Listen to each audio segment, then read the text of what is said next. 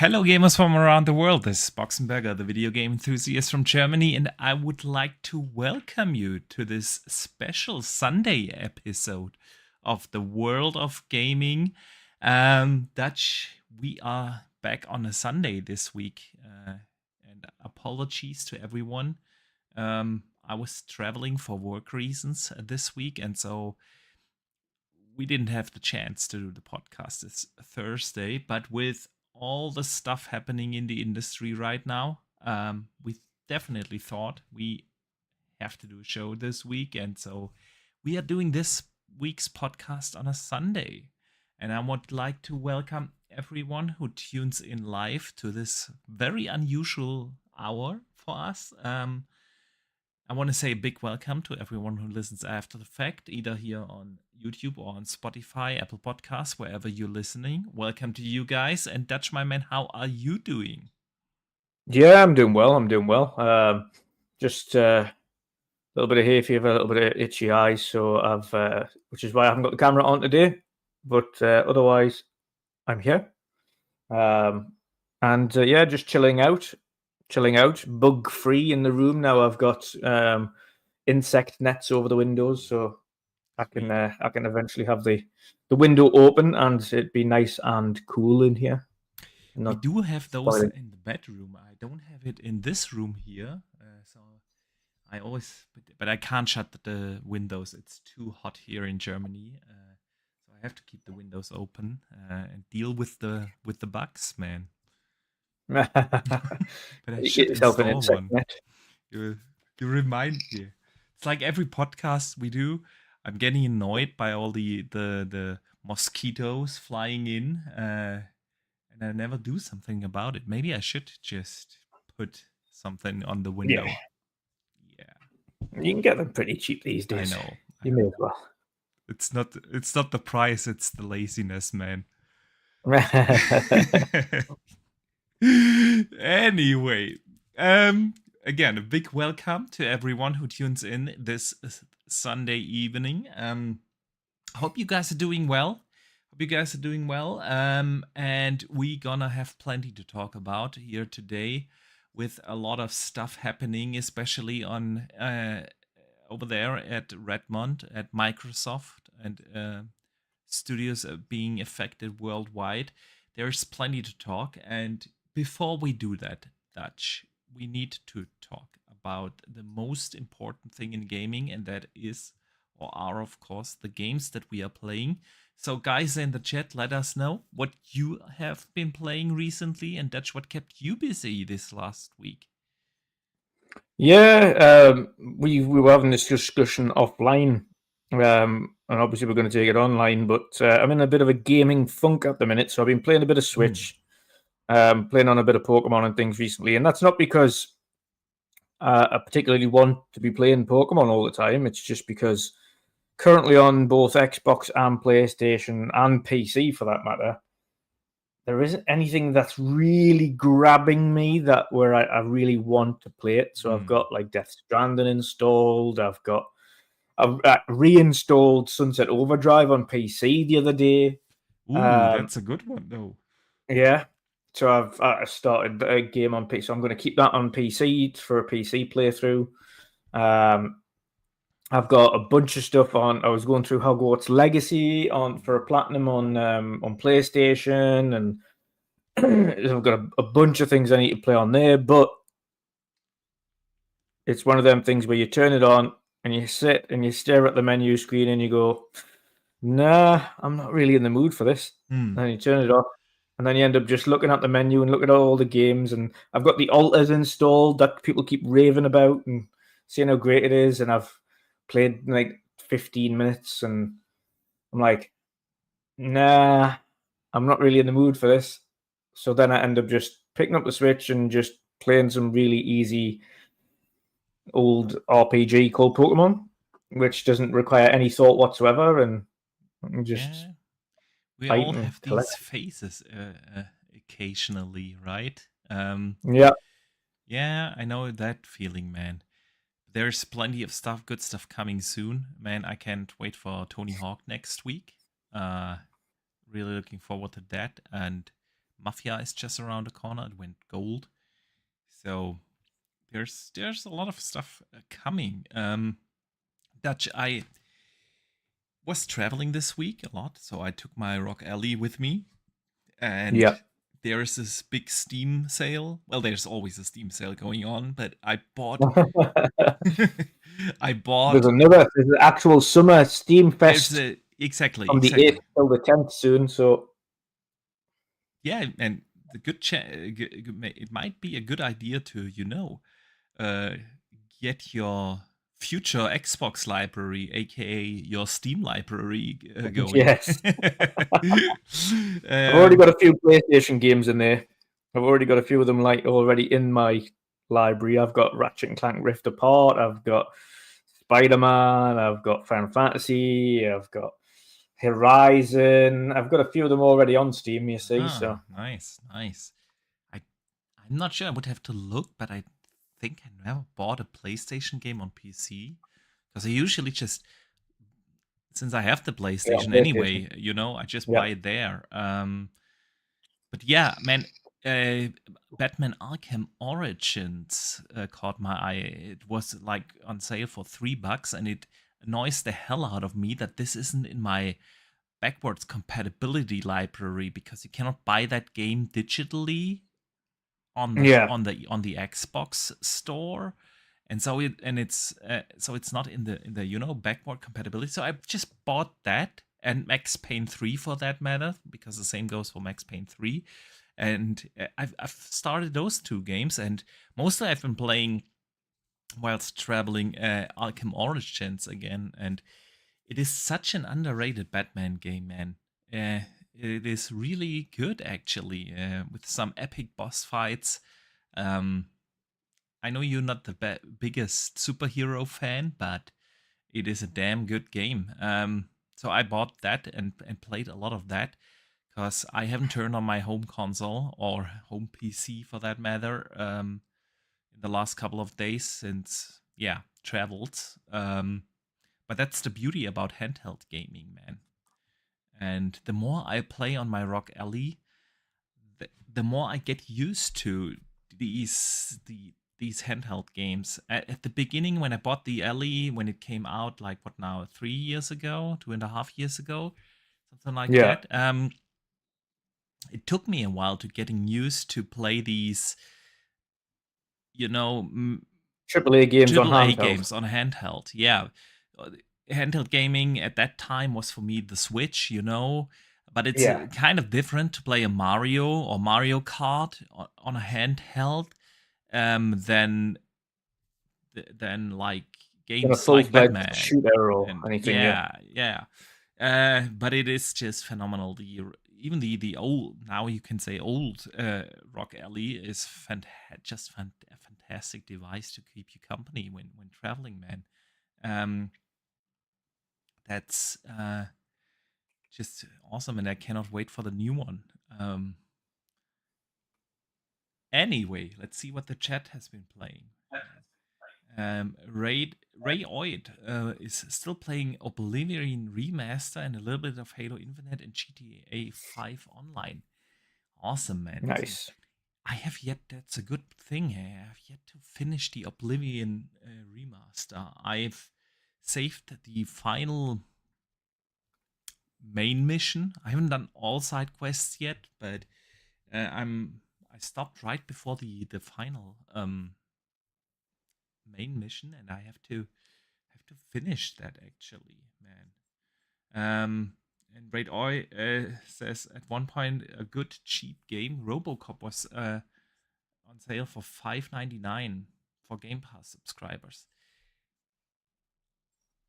That game would be worth the full price, man. RoboCop was the surprise for me was it last year or 2 years ago? Last year, I think. Yeah. RoboCop really surprised me, man. RoboCop is an insanely good game. Great story. It captures like the original mood and essence of RoboCop, and it played really well, looked fantastic. How RoboCop if it's on sale for $6, dude, I can absolutely recommend that. Anyway, let's see. I think that's all in from the chat as of right now. So Dutch, with that, let us move to the news of the week, and let me just briefly shut down the poll I put up for people to vote what gameplay to watch, and a lot of people voted for Indiana Jones, which is fantastic because I thought so. That's exactly what I've prepared. All right, Dutch. Lots of stuff happening this week in gaming, and usually we start with smaller topics, but this week I think let's just get right to it because that's all basically the thing that everyone has been talking about, and of course we put it in our headlines, and that is the massive layoffs happening at Microsoft, and with that also in the Xbox division. Yeah. Tons of developers got laid off. Studios been shut down. Games have been cancelled. And first, before we start the actual discussion, I want to say, because we've seen this in the past. Let me start with that. When you discuss something like that on the podcast, and you're getting angry, or if you understand something in a regard to a layoff, people always come at you. And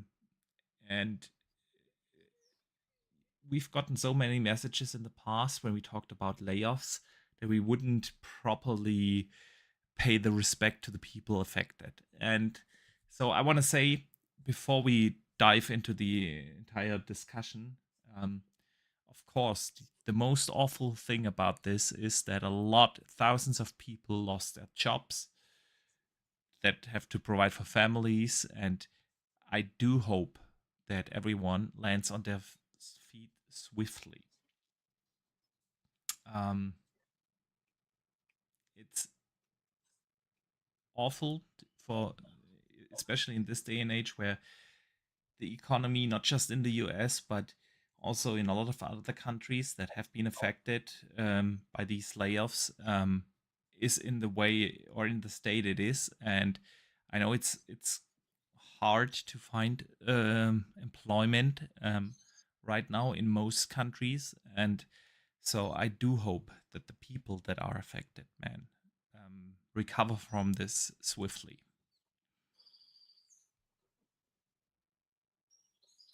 Still there?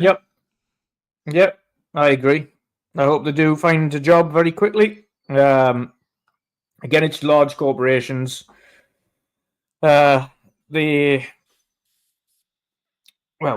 into it, but yeah, it's not nice for the people that work there, especially, and it's not even just short, temporary people. It's long-serving people, people that have been there decades or over a decade. So, it's anyone and everyone affected on this occasion.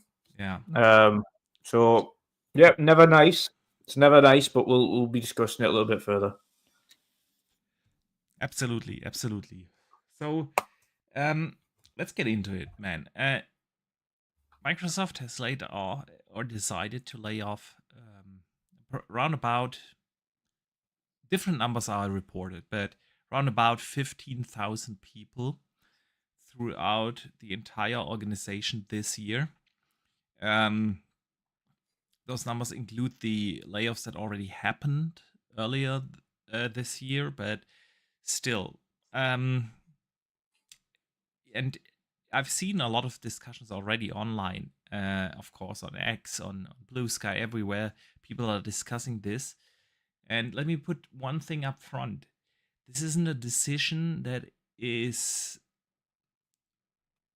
like representative for the gaming division. it is a thing that was done by corporate Microsoft. Other divisions in Microsoft have also been affected by the layoffs. The Windows department and so on, the Office department, etc. This is not just affecting gaming. This is a thing for the entire company.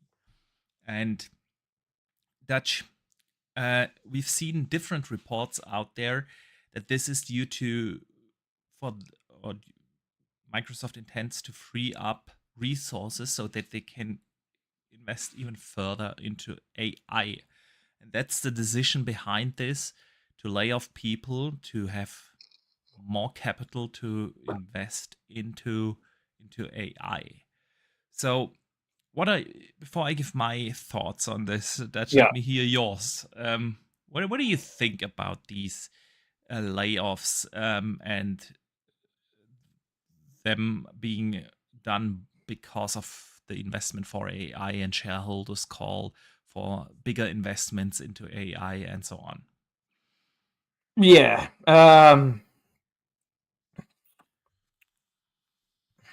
It's the problem. The discussions like these are incredibly difficult to have both tact and also really just getting to the bare bones of it, because we've both been through it on our side on how difficult big corporations are. We know how ruthless they can be, and they always leave the decision making down to the people that are in charge of the teams as opposed to anybody else. So they'll go to them and they'll say, right, we need to get rid of 50 people from your team. We need to get rid of 100 people from your team. We need to get rid of 10 people from your team. Yeah. So give us some names.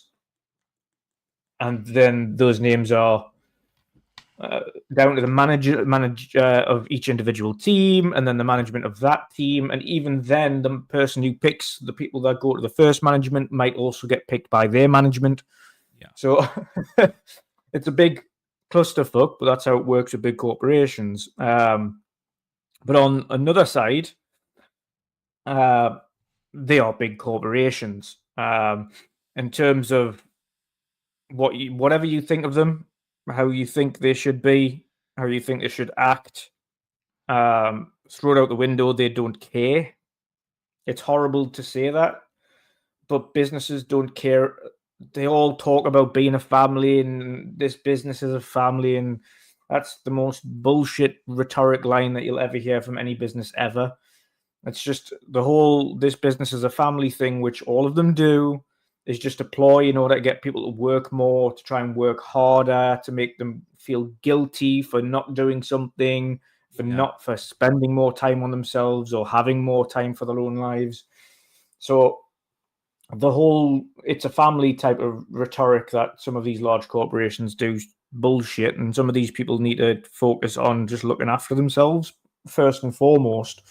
So these companies don't care about the people that they've got employed for the most part, unless that person is specifically making them fortunes, in which case they'll try to retain them. But if you're just part of just a number, you are completely detachable. They can just remove you at any point. Will do. They're horrible. Corporations are horrible. This was bound to happen when they're looking for any means to improve either the company or improve their bottom line or improve investments. They'll always look to cut the bottom end first before they start investing in more things. It's not to say that the business is doing terrible. I think one of the things that I hated about it, predominantly from Phil Spencer, God knows what it's like, get everybody else at Microsoft getting the emails, because the Xbox email was shambolic. Yes. Essentially, we are doing so well. We're making so much money. We're being so successful. Like, we're having so much growth. But you're all fired. Yeah. I think what kind of message is that? Like, why would anybody give a shit about how well you're doing as a company if you're firing them? Yeah. What kind of letter is that? What just that's just like taunting them. Like, it's the complete opposite effect that I think they thought they would have by telling them how good the business is doing. The business is doing fantastic. By the way, you're fired. What? Yeah. If See, it's doing fantastic, I why am I work. getting fired? I totally agree. I do work for a big corporation as well, Yeah. with hundreds of thousands of employees, and um, it's in the automotive industry, and the automotive industry, especially in Germany, is also struggling at the moment, really big.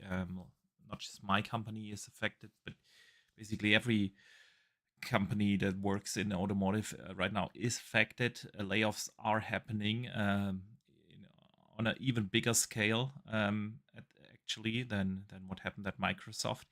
But it is due to the companies struggling, companies running out of money, not being able to pay the salaries anymore, and that's why people are getting fired.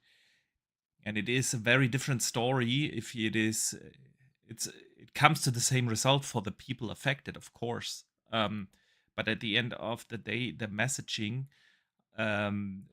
writing record-breaking revenues quarter after quarter, which is what Microsoft has been doing over the last years, right? They are the stock price growing year after year, revenue growing.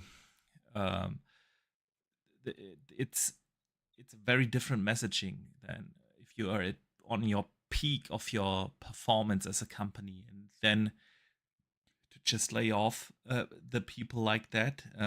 Like you said, pardon me, that email from Phil saying we are doing better than ever, and that is because of your hard work, but unfortunately we have to let you go.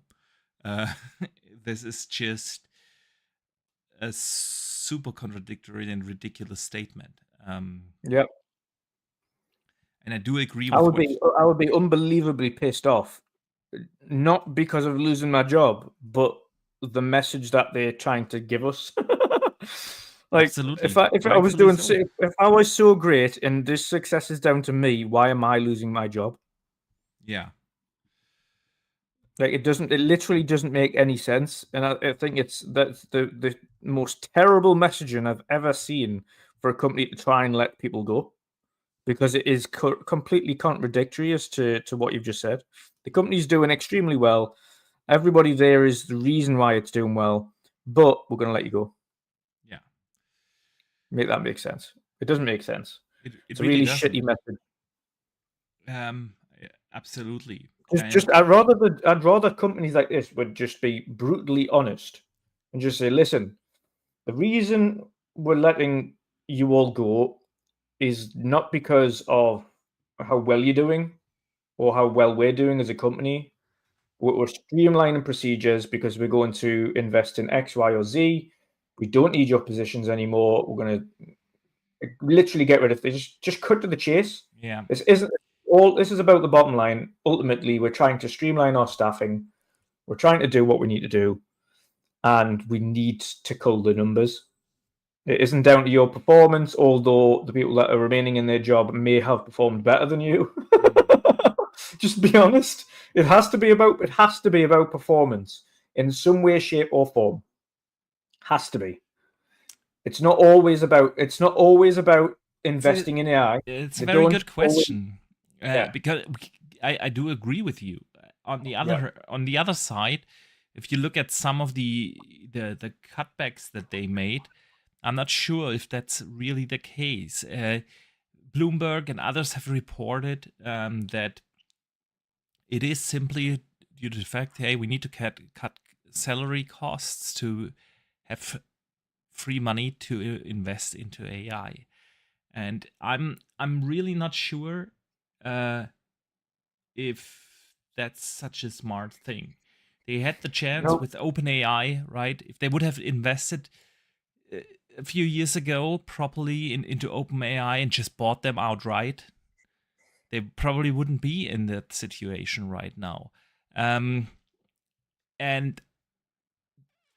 everyone's screaming for AI. Yeah, I agree, and it is a game changer in a lot of industries and in a lot of jobs that are probably now facing different tasks that need to be done because of AI.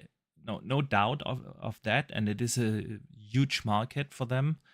But on the other side, it didn't look like the cuts being made were due to, hey, your job can now be done by an AI, which would be a kind of a different story, right?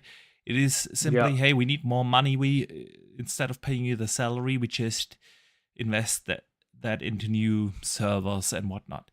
And it is kind of just such a weird thing to happen and to see at Microsoft. And especially when you look at the gaming division, which is what we're here to talk about, right? The gaming division of Microsoft, the Xbox division, has undergone big changes over the last 5 to 10 years. When you look back at 2017, 2018, when they started to acquire studios to grow that business in a meaningful way, right? New studios have been founded. The Initiative, for instance, other studios have been bought. Then they bought, when was that? Back in 2019, 2020, Bethesda and Zenimax Online. Huge investment, right? And then, of course, the big one with ABK, which took them 2 years to get through the regulatory checks. And now ABK is there. And I remember very vividly when we discussed during this whole phase of the acquisition with ABK that I've said multiple times on this podcast, and I always got the messages afterwards with a lot of people being angry about me saying that. I said, I'm not excited for ABK. I was excited for Bethesda and Zenimax because they provided me games to play, right? Studios like Machine Games, Bethesda themselves, Zenimax, Arcane, and so on. I know that I'll be getting a lot of games that I can now play through Game Pass, and that these studios have more financial stability. But with ABK, that's not the case. And to this day, we as especially mainly console-focused gamers, we really don't get any games out of ABK.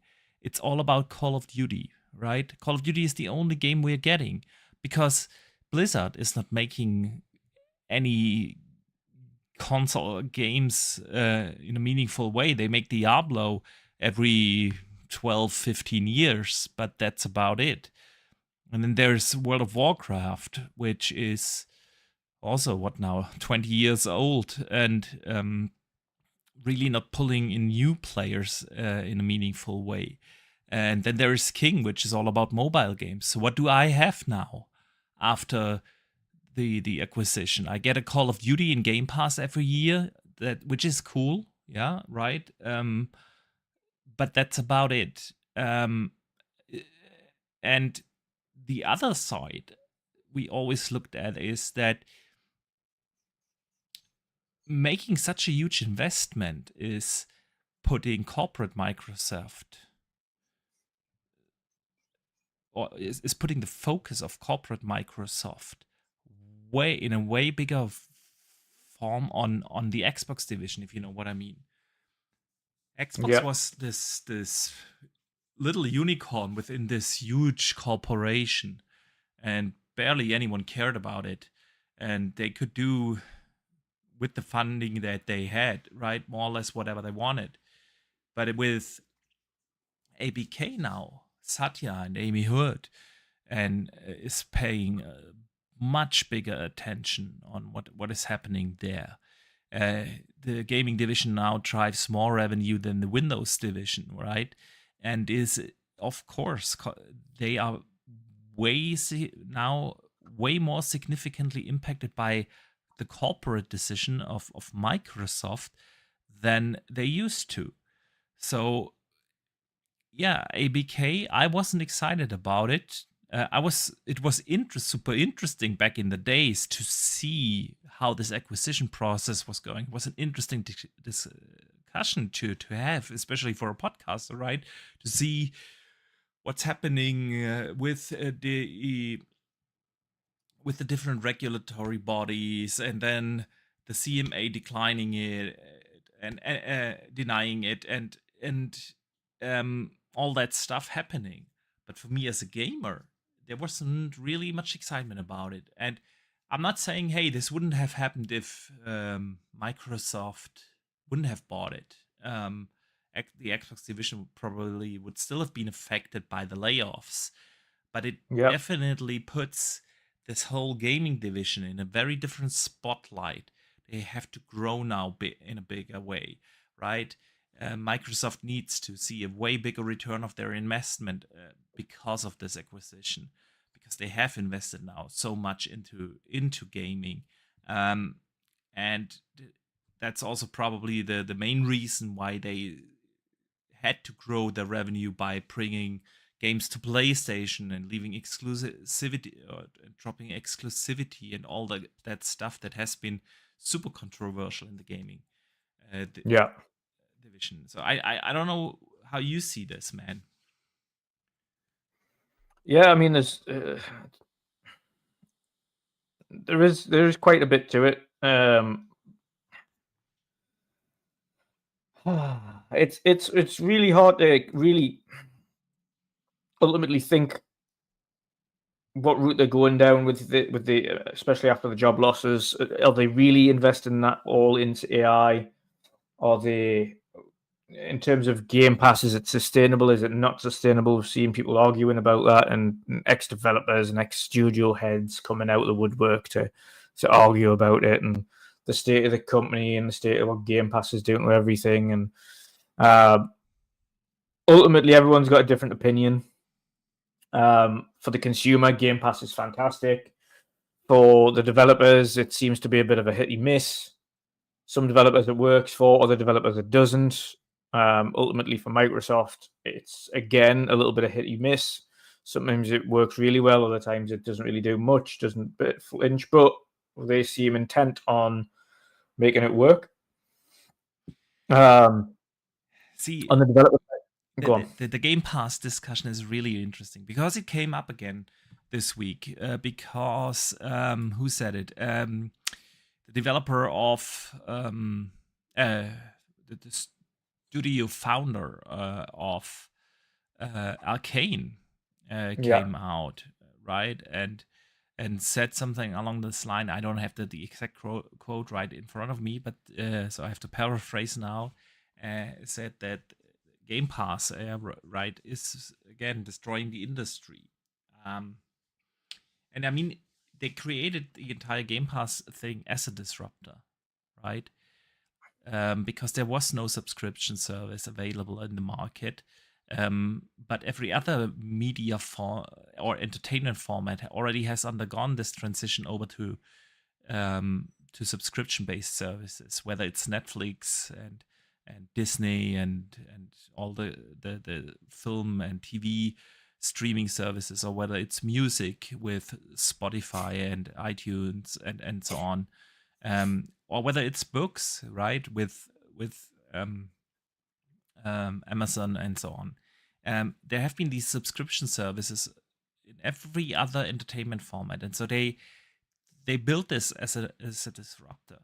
But I could also see that Game Pass isn't really new at the market in the year 25. They have started that. When was that? Back in, was it 26 or early 2017? End of 26, I think it started, and day and date started definitely in 2017. So it's been on the market for 8 years. And the question for them is, have they been growing Game Pass subscriptions in the way that they projected? They probably would have known that in the first 2, 3, 4 years, numbers will not properly grow. But it's only been relatively recently, where they started to be able to support Game Pass in a way that a subscription service kind of needs to be supported, right? This year has been fantastic. Last year was okay in term. It was a great year for gaming last year. Don't get me wrong, but it's also only like a handful of day and date releases, meaningful releases, last year, and so the numbers haven't been growing for them over the last 8 years or so, 8-9 years that the service. So, but then on the other hand, a big thing in gaming is of course the fact that games have become so expensive and companies need a lot of money to make games, right? We're hearing like $1 billion for GTA. We're hearing 400 million for Battlefield, 250 was Spider-Man, right? It's these crazy budgets. And the harsh reality is if you invest, let's say you're an investor, Dutch, right? You have $100 million in spare and you want to invest into gaming and support a game that needs now, let's say, 6-7 years for development. You invest your $100 million. You could easily get like 10% return of investment on the free capital market if you invested the money into shares, into ETFs, into, I don't know, into something like that on a free market. So this is what these companies actually need to provide: a 10% return of investment with each year that they develop games. And since games do not take 2-3 years anymore, but they take 6, 7, sometimes 8 years to make, providing this 10% return of investment is harsh, is a real problem. And that's one of the things where Game Pass is actually really beneficial, because it provides a continued stream of revenue for Microsoft, right? To build games, to make games. So Game Pass, I don't think Game Pass is destroying the industry. I find that ridiculous. It's just that, like you said, different games, some games might not be suited for a Game Pass release, right? I don't know. Sorry, I interrupted you with this. No, it's all right. It's like I say, it's a very Marmite situation when it comes to Game Pass. It either does or it doesn't work. It's not a one shoe fits all scenario. It never has been.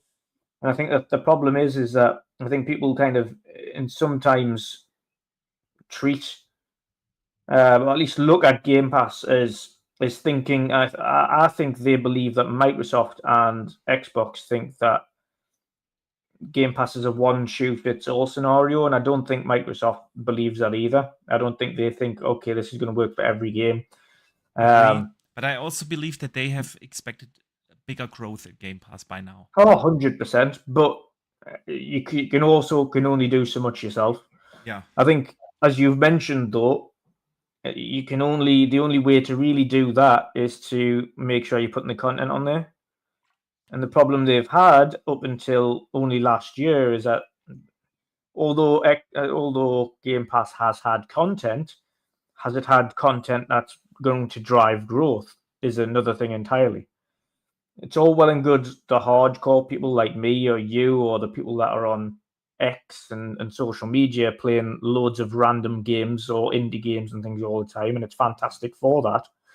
But when you're actually looking at the lower end stuff, to the actual casuals, are they legitimately going to go out of their way and play these indie games? Chances are they're not. Probably not.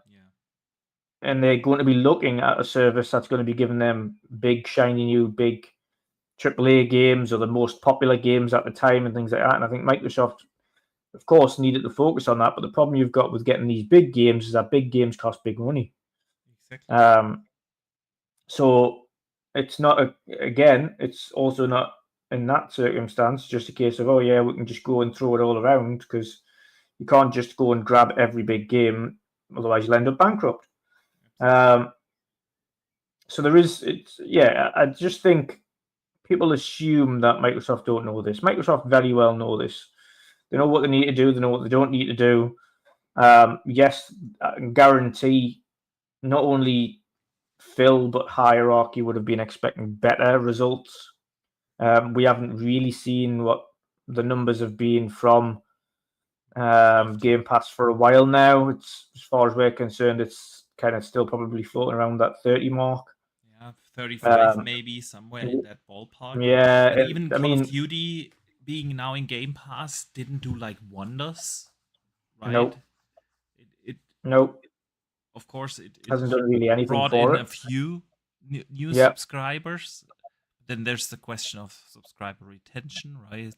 How long will you subscribe? Will you just subscribe for a month or two till you're done with Call of Duty and then move on and so on? So yeah, it didn't do the numbers. But I don't think that this is what's happening in the industry right now. That the Game Pass is really the problem, because nope. Yes, these layoffs were a corporate decision, not a gaming related decision. It was a Microsoft corporate wide decision to lay off people. But we've seen layoffs across the gaming industry for a long time now. There's barely a week going by where any of the major publishers announce, hey, we are canceling this, we lay off people there. Dying Light developer Techland has just reportedly canceled 2 games and laid off a bunch of people because of that. It just happens all around this space. And honestly, I don't think that Game Pass is to blame, but it is the free-to-play games and games as a service games. I think those have changed the gaming industry way more significantly than a Game Pass did. No, I agree on that front. But at the same time as well, I think there's a couple of factors that go into it. I think not only have you got the rise of free-to-play games that are, as you say, rightfully causing issues in the space, because of course it's putting pressure on those that don't want to follow the games as a service and free-to-play model to justify a price tag and be able to recoup the money that they've put into these things, because it's significantly harder to recoup the money via normal means, i.e. literally just game sales and nothing else, than it is for a company that is free to play with billions of microtransactions earning fuckloads of money overnight. If they've got a really catchy gameplay loop, or if they've got something that people can cling on to quickly, you tend to find, again, they just make the money back almost immediately. Like, we know, regardless of what GTA does, what price tag it hits, that thing's going to make money. It's going to make a lot of money. A lot of that money. £1 billion that we quoted earlier Most on. Games out of GTA, right? And that's the thing. But I think, I mean, it's not just the games as a service titles. There are multiple effects coming together. It's what we just mentioned, that games, AAA games, used to be developed in a 2-3 year cycle, right?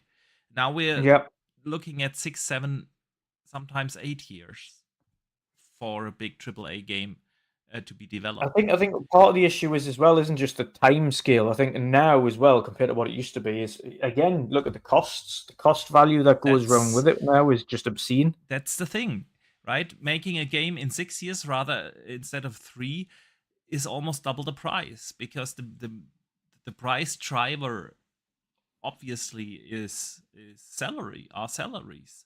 So it makes a huge difference if you have to pay a team of 200 people a salary for 3 years or for 6 years. And that's the thing. Games became more expensive. And at the same time, you have tons of games out there where people spend thousands and thousands upon hours in. If you go back 15, 20 years where we didn't have the games, where we didn't have Fortnite. Let's take Fortnite as an example, right? People that wanted to play games, they eventually had to buy new games. Now, people don't have more time to play games, but they have if they have a Fortnite and they spend thousands and thousands and thousands of hours in there, right? Yeah. Those people are not going to spend time playing other games in the same time. And I think that's the effect that comes together. It's not just that it's free to play, it's just people are so heavily invested in those games as a service titles. And on the other hand, AAA games cost a lot more money now to make, because it takes so long to make a game, right? And if you combine that, there are only so much hours people can play. You're buying less other games if you are heavily invested in a Fortnite or a Warzone or whatnot, right? Yeah. And I think this is the thing that changed the industry a lot more, and is one of the main reasons why the industry is so struggling, rather than Game Pass. It's not Game Pass destroying the industry, it's more that. It's not the only factor, but it's a big factor. But I interrupted your train of thought. That's all Sorry. right. No, it is. I think there's like you say, there's multiple factors to it as to why the industry, and it's obviously Xbox predominantly this year, but let's face it, and we have it's pointless. We can call out big corporations till the cows come home, but we've worked for them before. We've been through the redundancies before. We've been through the whole redundancy process, even if it wasn't us. We know what it's like to be on the receiving end of it. And it sounds very callous to kind of be as blasé about the situation as it is. Yeah. These people will end up landing on their feet. Ultimately, the vast majority will. Tech industry is very big. There will be more people that will end up in better places and better games at Sender. There's multiple openings across the entire tech space. The problem they've got is the tech industry, the gaming industry is a very volatile market to work in, regardless of which company you're working for now. You could be working for anybody, and unfortunately, you could find out you've been there again 10 years. You could be there 2 weeks and end up be out of a job. It's just one of those very volatile sectors to be in right now. So it comes with a lot of risk wanting to work in the games industry right now. On that note, though, it's like you say, there's many factors across the industry that are causing such unrest, and that is, like you say, specifically on the gaming front, the investment and the amount of money going into games now is substantial, like hundreds of millions per title or tens of millions per title. If you again look at the wage discrepancies as well when it comes to US versus EU, when it comes to the gaming space, if you've got an absolute bucket load of staff in the US, some of the minimum starting wages for some of these game developers are like 6-figure, whereas in the UK or in Europe, the same positions are 5-figure. Like we're talking, in some cases, half of what you would be getting paid in the US to do exactly the same job. So the discrepancies are there, and when it comes to where you work, so those that do want to work in the industry and do want to earn a good living need to move over to the US in order to do so. Or if they want to remain in the UK, okay, you have to accept half the wage. And again, doesn't guarantee you're going to be safe from job cuts either, because of course there's different ways and means that companies get taxed in the EU and UK when it comes to employees. And then on the flip side, as we've mentioned, you've got to think on where gamers are putting their time. And a lot of the gamers are putting their time into free-to-play games, the same old multiplayer games, the sports games that they always moan about year in, year out, how they say, oh, this game's just it's terrible and never, ever change anything. It's never so... But every year they buy it without fail. Yeah. Every year they complain about it. They'll tell us, oh, I'm never going to get this game again. And they'll pick up the next version and they'll play it again. Same with Call of Duty. Everyone keeps they always complain about it, and they always pick up the next one. Agree. It's always the same. Gamer trends are for the most part, have stayed predominantly stagnant for a while. Yeah.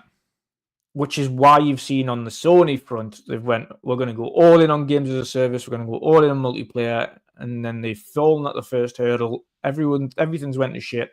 Now they're finding themselves in a predicament where they have to completely reorientate themselves into single player. A couple of live service things that are still going for the moment, but ultimately they've lost years worth of work and time and effort and money on a failed idea. Microsoft, on the other hand, have significantly invested in studios, acquisitions, staff, technology, but with such investment comes great expectations. And if they don't achieve desired results, as you've mentioned, Game Pass not going to where it should be, which I don't think it is in terms of the growth. Is it sustainable? Probably. Is it making money? Probably. Is it making as much of a gain as they'd hoped it would? Probably not. Yeah. These aren't things that me, you, or anybody in the industry or anybody listening needs to worry about, by the way. These aren't things that we have to worry about. We should care about. These are things for big corporations to figure out for themselves. Ultimately, they're the ones that want to make money, so they need to figure out how to do that. Yeah. This isn't a problem for us to figure out. This isn't a problem for us to worry about. We enjoy the end product. We enjoy the games. So all we need to do as consumers is call them out on shitty practices or terrible timelines that don't produce those games when you're expecting them to. But outside of that, enjoy the games. Don't worry too much about what these corporations do, because ultimately they don't care about me or you or Boxy or the people that are working there. They care about the bottom line. They care about the shareholders, and the industry. Making. I mean, that's a weird thing sometimes when you look at and I think that's very unique to the gaming industry, where people that are heavily invested in these console wars or PC wars and so on, how they cheer for companies, right? Mm-hmm. It's the cheer for companies like a football team. Yeah, exactly. The companies are not your friends. The company, these corporations are not your friend. They are not interested in your thoughts, in your feelings, in your excitement. They are only interested in your money and how to get it. That's not to say, for those of you who know people at these companies, they may be your friends, but the companies that they work for are absolutely not. Absolutely. And this is the distinction that a few people don't seem to wrap their heads around. Yeah, you may know people at these companies. I know people at these companies. They are friends. Does it mean that that corporation that they work for, I give a shit about? Yeah. Absolutely not, because that corporation as a monopoly don't care about me or any other consumer for that matter. So don't be surprised when they do shitty things. Right. And Xbox did a lot of shitty things this week. Yeah. Let us talk a little bit about some of the effects on the Xbox division, because this was more like a general discussion right so far. A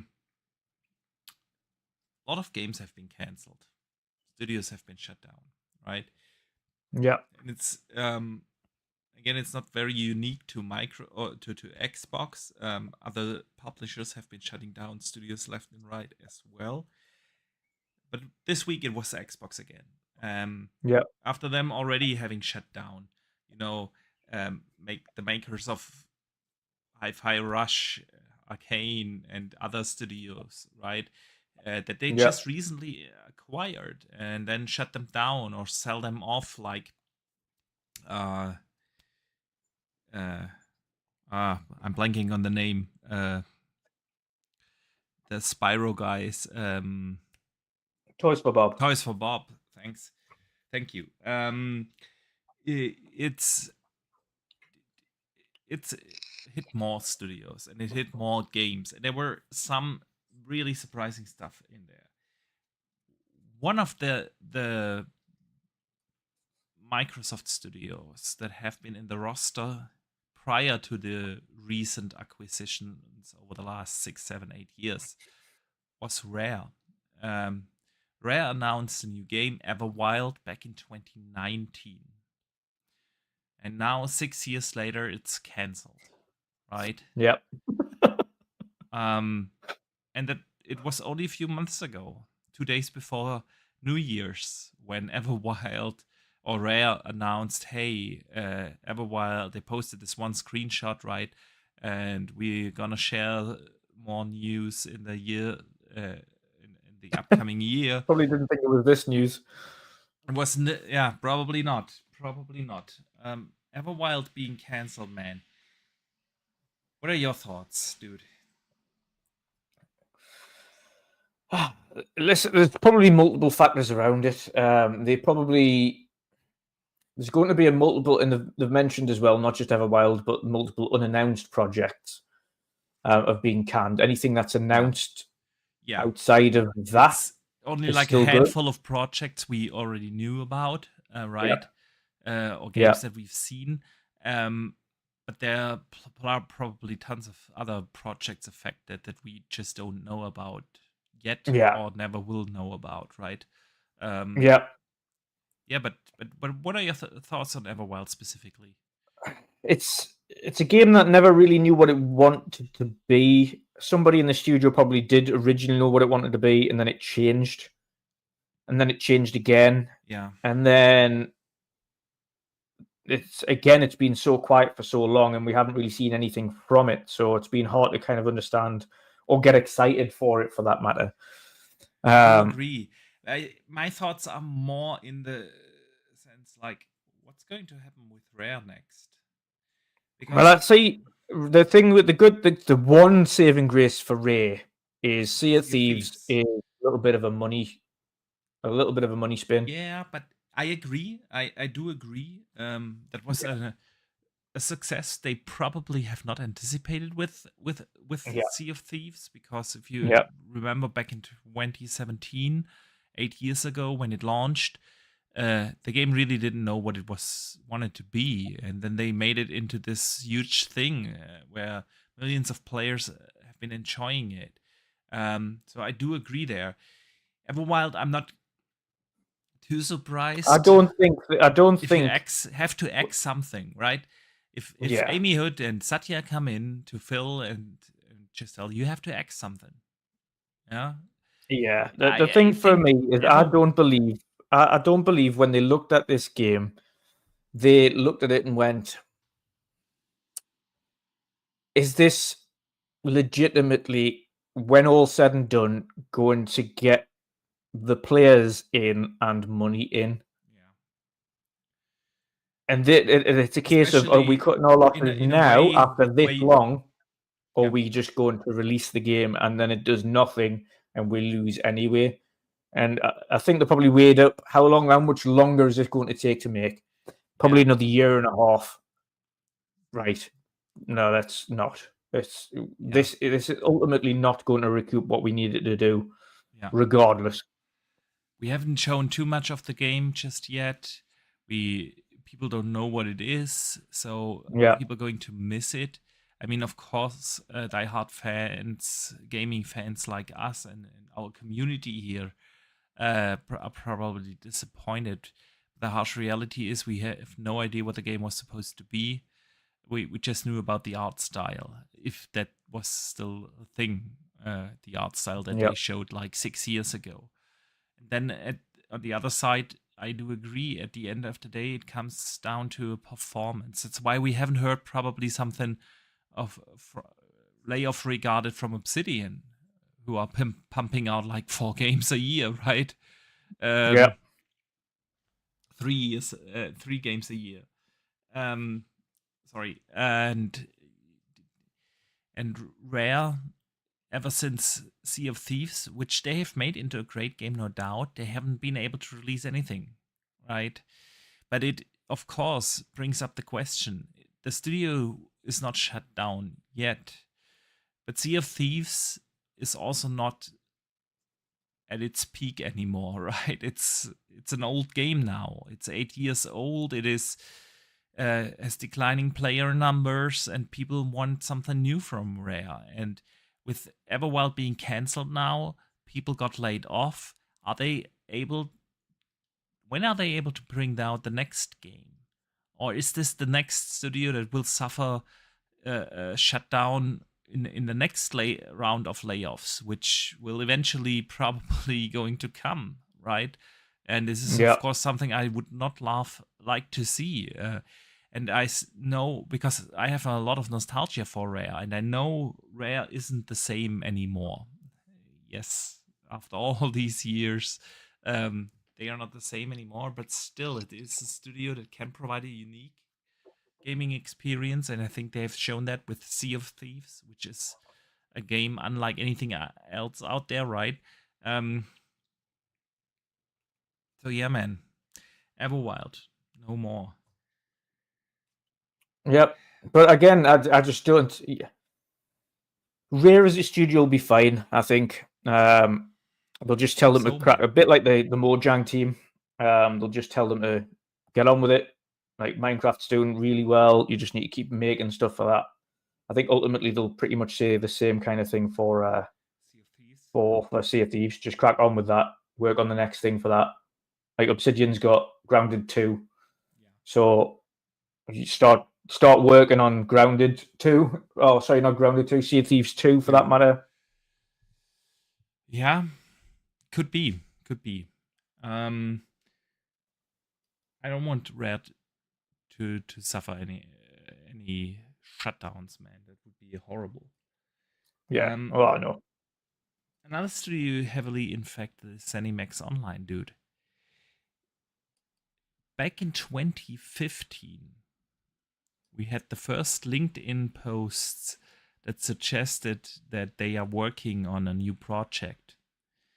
Back in 2017, it was confirmed that they are hiring for a new project. So Zenimax Online has been working for, let's say, I don't know, almost a decade, 8+ years, on a new IP, which we now learned was supposed to be a sci-fi game, right? Third person, Destiny meets LA Noir kind of art style. We learned different things. We also learned that Phil recently, just a few months ago, played the game and was super excited about it and surprised, and now it's gone. Cancelled. Yep. This is kind of a surprise to me, honestly, because Elder Scrolls Online also isn't at its peak anymore. Yes, they do release the annual add-on content, which seems year after year more lackluster, right? Just to keep the game going. It is time for ZeniMax to have something else. And after developing a game for such a long time, can you imagine the amount of money you have already spent on making that game? After 8 years of development, and ZeniMax Online isn't doing small games. Those are huge teams, right? This must be a triple-digit million amount of money that they just thrown in the trash can. Never to see a single dime as a return of investment.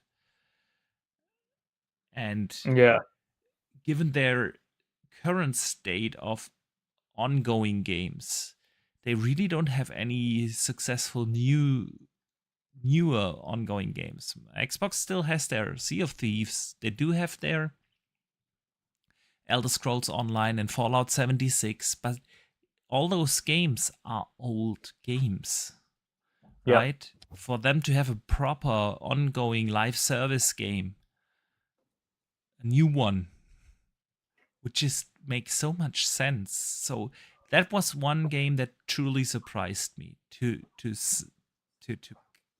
shut down and cancel the Zenimanx online game after all those years of development, man.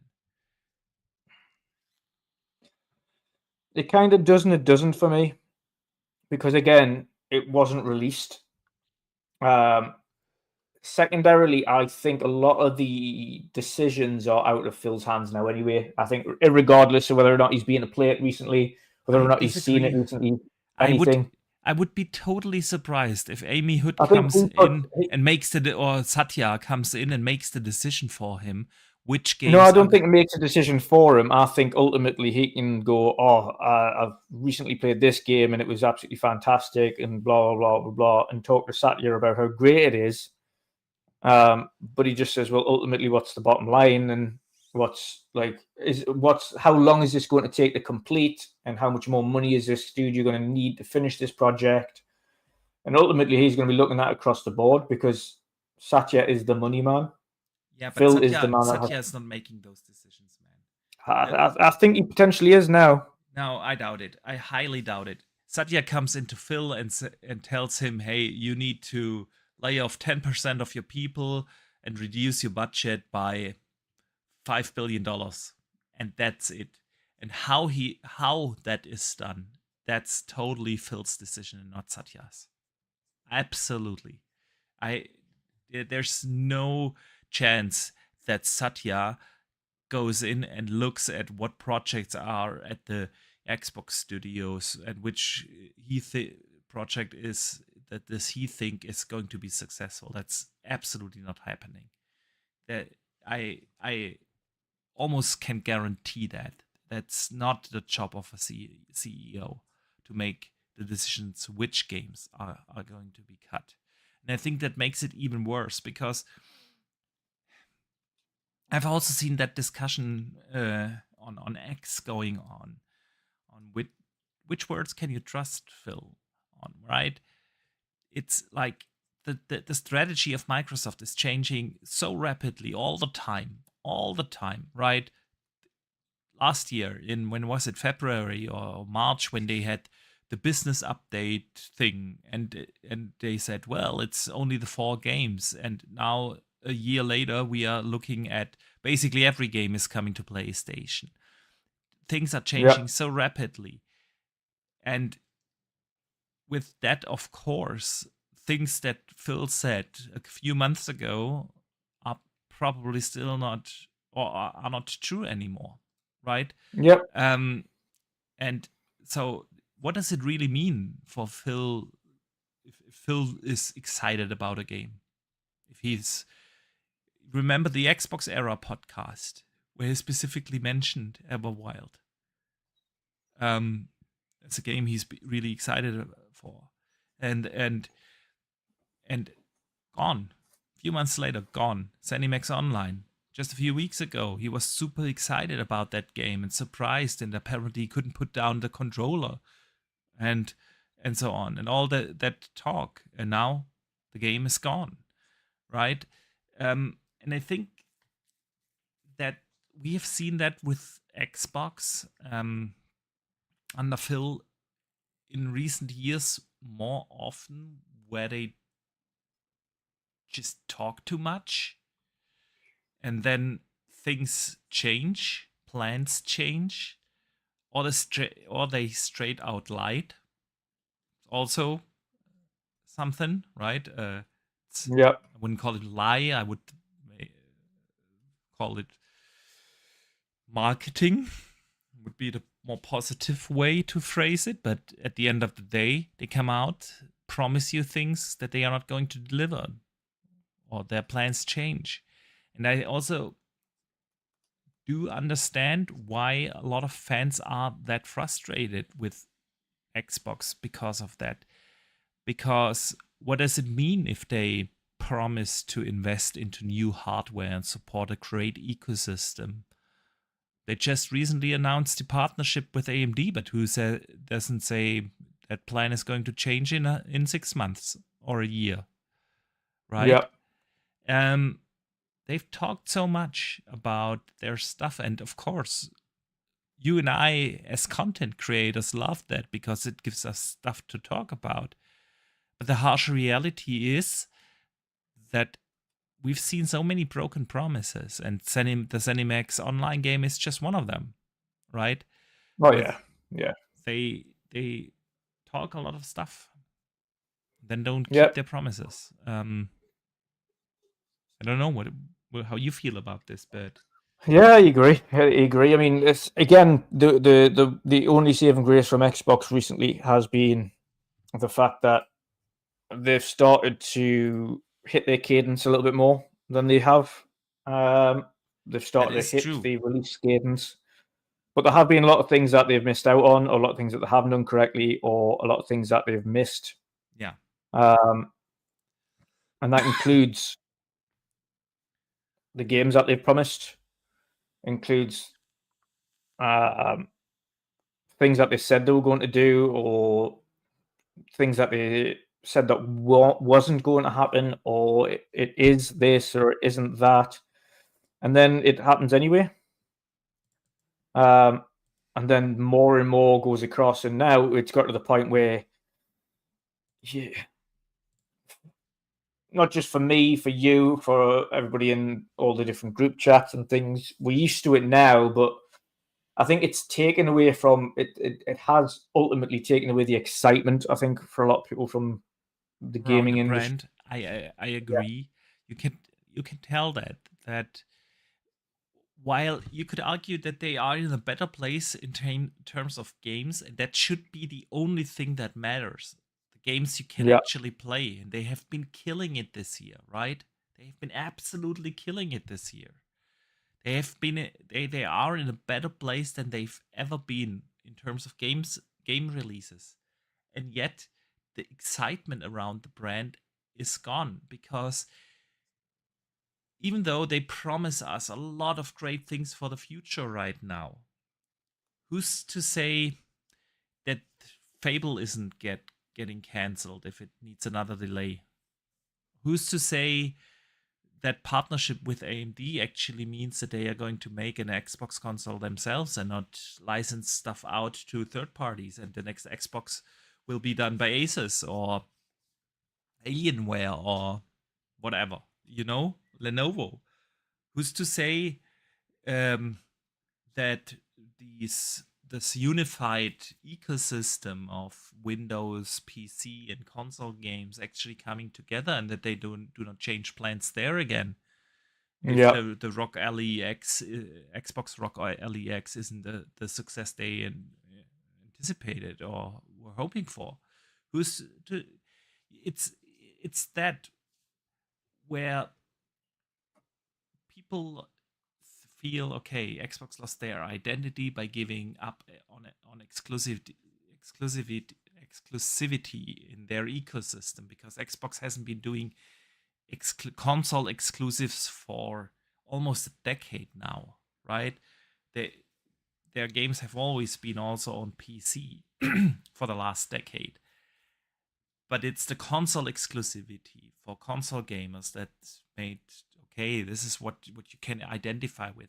Gone, right? Broken promises, uncertain future, switching lanes too often has lost them the excitement around the brand. And I see that a lot in the gaming community. And that's kind of a shame because, like you said, games wise, which is by far the actual most important thing, they are doing fantastic. And yet, a lot of fans are not as excited around the brand anymore, nope. which is kind of a shame. It's this, you know, many podcasts ago, I want to say at least 2 years ago, I told you for the first time about my theory about the fuck up team that Xbox has. Because whenever they Yeah, have the mind share and they have the excitement, they find a way to screw things up. It's been this entire generation like that. They announced the console, the Series X, at the Game Awards, and everyone was super excited. And they rolled out the tech inside, right, with Jason Ronald being out there, Digital Foundry getting hands on super early, like 8 months before the console comes out. We had this super deep insight in the technology that is in the Series X, and everyone was, yeah, that's gonna be the generation. They had the studios, right? They had Game Pass, they had just bought Bethesda, and everyone was, yeah, Xbox is back. Xbox, like we know them from the OG days, is back. And then they come out, show Halo Infinite in a super disappointing state, and then someone decides to delay this game, which was, of course, the right decision to make. But it's like, okay, we screwed that up. Then they released Halo and Forza Horizon, and then they decided to release nothing for 1.5 years, only for Redfall to come out. And I still don't know who decided to, hey, let's release Redfall in this state. And then Starfield came out, which had mixed reviews, but people were like, yeah, excited again for Xbox, right? We are getting there. We are getting there. And then we had the outlook towards Hellblade and all the good stuff last year, but then they decided to, hey, we are not doing console exclusives anymore. We bring games like Sea of Thieves over there, but it's only the 4 games. Just to break that promise again, like 3 months later, and announce, hey, Indiana Jones, by the way, also coming to PlayStation, which we said 3 months ago that it would come, but now we decided it will come, and now Gears is coming to PlayStation, and everything is coming to PlayStation, and this is just, whenever they have the mindshare of the gaming community, they find a way to screw things up, and they just had their showcase, which was great, right? They had then 2 weeks after the announcement with the partnership of AMD, they have the handheld thing coming, and people were a little bit starting to get excited again about Xbox. We had an idea what's the future of hardware and Windows as an OS, even on consoles, unifying your Xbox library with your Steam library. People were excited, and now this, right? The mass layoffs and the canceled games, and this, whenever they have the mind share, they find a way to screw things up. This is just, it's Xbox, right? Yeah, ultimately it is just Xbox. Yeah, you are right. For some reason, every time they get into a position where they can't do it, they ultimately choose a way of how they're going to fuck it up. Now, that we're not necessarily on to a monetary side of things, because again, I don't give a shit whether or not the company is ultimately making money or not. What we need to care about is the longevity of the brand, and I think the reason we didn't quite like the fact that they were putting every game everywhere, even though it makes sense from their purses side of things, is because it no longer gives a meaning to the brand. There is no meaning to the brand when everything is everywhere. Yeah, I agree. And then they cut down Perfect Dark, dude. We haven't talked about that yet. Yeah, that's a bit of a strange one as well, because if you have a look at Perfect Dark, the slice that they showed comes into question now. Kind of makes you think, was that a legitimate slice? And then the guy that was talking about it said that he created this little demo. And if that was just a little demo of it, it wasn't actually the game, but it was a demo, and it didn't really work outside of that demo. And the way it said, okay, it works in the way that that's what a vertical slice is, right? You have to play. It's a demo that you have to play in a certain way, but it runs in engine. It shows off actual gameplay mechanics. That's the whole idea of vertical slices. But even then, when you think about it, and this game was meant to be out in what, a year or so, but it also it wasn't just the fact that it was the game. It was the fact that they'd built a brand new studio, literally a brand new studio, not just the people, but the studio itself. Built a brand new studio, hired all of the staff for that studio, wasted the best part of 6-7 years on that studio. 7 years, and it still wasn't close to being completed. They created the initiative in 2018, right? It's 7 years down the drain. Yeah, and it was ultimately because, like, there is nothing to show for it, and it was still a good year or 2 years away from being complete. And they're thinking, that's a whole studio.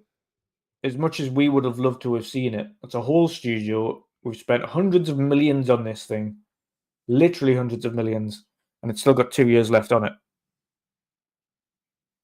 Like, this is never going to recoup. It's never going to recoup. Yeah. Which is a shame, man, because I was excited for Perfect Dark. Yeah. I have a lot of nostalgia for the brand itself, but I thought it looked fantastic last year. And it was one of the rare few games that they have showed actually with continued gameplay. Not just like 10-second snippets or 5-second snippets out of gameplay, but really continued gameplay for 6-7 minutes, right? And I had so much hope for Perfect Dark. But like you said, it took the studio a long time to come up, but they founded the initiative, right, with the promise of making quadruple A games. They had all these super duper phrases for what the initiative shall do. They hired all these legendary game developers from all kinds of studios, from Naughty Dog, Insomniac, to Rockstar, to like, it was crazy how they hyped that up, right? They posted like in 2020 Phil visiting the studio, actually playing the game, and then they shared the partnership with Crystal Dynamics, right, 3 years ago or so. Yep. And they've shown again continued gameplay for multiple minutes during last year's showcase, which looked very promising. So, how far along was Perfect Dark, dude? If they thought, hey, if obviously it cannot be that it would have been a 26 game, because then you would just, hey, just finish it up and then we'll see about the studio. But to actually pull the plug now, it's a shame, man. It's really a shame, dude. And can you imagine? Well, I agree. It is. It's an absolute shame. It's but it mustn't have been in a great position. It hasn't. Like, that's all you can think of. And all I can think of is if it's that close, or at least potentially that close to what we've seen as to release, it can't have been in a great position. No, but you gotta ask the question, why? After 7 years. Yeah. Same with Zenimanx. Same with Everwild. After all those years, of course you have to ask the question about management and mismanagement. If you cannot deliver after 7 years a product that is at least promising to come out in a good state in a year or two, what have these guys been doing all these years, right? Why is Microsoft not able to manage those studios in a way that they can deliver a game after 7 years? Why? Other studios can do that. Yeah. Why isn't Microsoft able, or Xbox able to do that? Same question you could ask for Turn 10. What's the future of that studio? By the sound of things, not much. Not great. Not the port great. studio for Forza Horizon. Yeah. They shut down the Forza Motorsport team. They fired those people, right? And the studio is now responsible for the engine and to help out with Forza Horizon. So, like you said, it's a support studio. Now, why? And that kind of, in two ways, semi makes sense. In two ways. Forza Motorsport didn't do great. Agree. On the flip side, both of the simulators that have released this generation haven't done great. Either GT7 nor Forza Motorsport, and we're talking about player numbers or popularity. Yeah. None of them get talked about often. None of them are in the top most played games. None of them have done particularly well since they launched. Yeah. They both had their issues. At the launch for GT7, they had the marketplace issue where things were like really ridiculously expensive, and it took a very long time to get your cars. Because that was the first time they'd done a form of games Microtransactions in there, microtransaction thing on there. That's not to say both of these games aren't good games as simulators, because both have grown to be better simulators, but it's all too little too late. And ultimately, the racing sim market, for those who are really intent on playing racing sims, aren't playing GT and they aren't playing Forza Motorsport. Yeah. They're playing other PC. simulators on PC that are better. Yeah. And don't cost a fortune. I do agree. And have a mod community that put in all the stuff for them. Plus, you have the arcade racers, not just Forza Horizon, but in general. There are such fantastic arcade racers out there, which just attract a way bigger audience than these hardcore sim racers. I'm one of those guys. I downloaded Motorsport when it came out 2 years ago. I played it for 30 minutes, 3 races, because of course I wanted to see how it looks, because everyone was excited about the engine and how fantastic and photorealistic it looks. And then I deleted again and never came back and played Horizon instead, right? So I can totally understand what you just said. It didn't do that well, but then on the other side, Turn 10 and Forza Motorsport has been one of the stable house IPs from Xbox for many years, for decades now, right? And to see that studio being shuttered, not closed, but basically reduced to a support studio that can help out Playground Games with the engine a little bit, and that's it. That's kind of a bold decision, dude. And yeah, very unfortunate. Because even if it's not nice to hear. It's not nice to hear at all. Obviously, this is why we have to separate discussions from personal feelings to business discussions. Yeah, because from a business perspective, I can understand why, because it's just simply not making the money. It's not hit it's not hit the numbers that they expected it to hit, and the franchise itself is getting a bit stale as it was anyway. Plus, it took them super long to make Forza Motorsport. So long to make it, and it just didn't do what they set out to do. Yeah. It was meant to be this technologically advanced sim racer, and it really wasn't as good as they were making it out to be. Absolutely. It didn't set a benchmark whatsoever. You could argue the Digital Foundry comparisons. Oh, there's a pixel more in the taillight in this game, and there's a pixel more in the trees in this game. But at the end of the day, it didn't do nothing special when compared to other sim racers, right? It didn't set a benchmark visually or gameplay wise. And it took them 6 years to make the last Forza, which is pretty long for them, right? So yeah, I mean, they still hold the IP and everything, and who knows, maybe in 10 years it comes back, but as of now, Forza Motorsport gone, which is really crazy if you think we are talking Xbox here. It used to be like Xbox has nothing but Halo, Gears, and Forza, right? That was the storyline for a good decade or so. Now that IP is not anymore. Yeah, it's crazy, dude. Also, John Romero.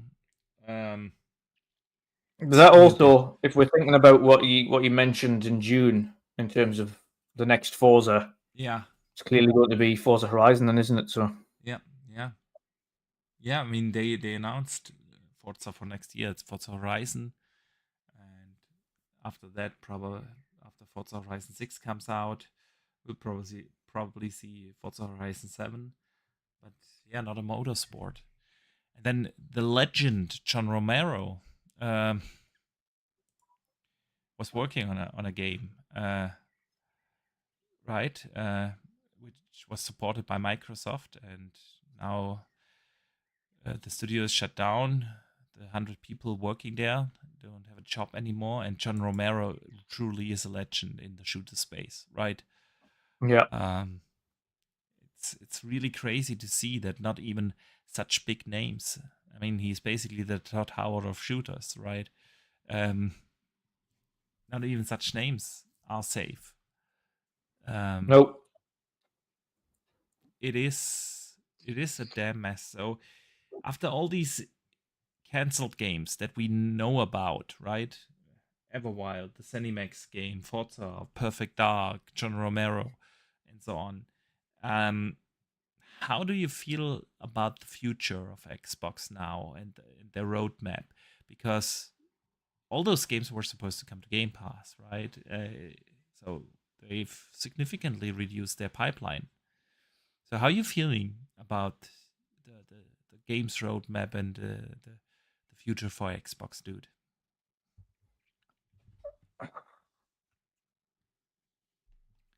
You know what it is? I'm not really. The problem I've got at the minute is that gaming itself isn't really exciting me at the minute. And that's because I think both companies don't know what the fuck they want to do. I think Xbox kind of does, but at the same time, they're kind of taking all of the excitement out of it because there is zero sport in it now. Originally, there was kind of a bit of a sport in it where one company would push the other to be better. The direction of Xbox is pretty obvious right now. They kind of just want their games everywhere. They're going to design things so that all games can be played on the same thing. It's ultimately just, as we know, essentially just a PC, but in a more of a user-friendly approach. Yeah. And that's ultimately something we've got already in PC. Except that you can't play your console games on PC. Yeah, That backward but compatibility. ultimately, when they solve that issue, Yeah, and then it's PC. which they will, it's PC moving forward. yeah, I still like that idea, right? To have if I can get the next console running on Windows and still play my console games, but also my PC library. I like that idea, and I'm up for it. In terms of long-term strategy, I'm not sure if they did themselves such a favor. What I mentioned earlier about ABK making them too big in the in the Microsoft organization, yeah, and I know probably they wouldn't have been able to make such moves to bring the Windows team to deep-load Windows and make a dedicated Windows gaming OS. They wouldn't have been able to bring their organization to do that without getting bigger. But yeah, in terms of games wise, ABK again didn't do anything for me as a console gamer.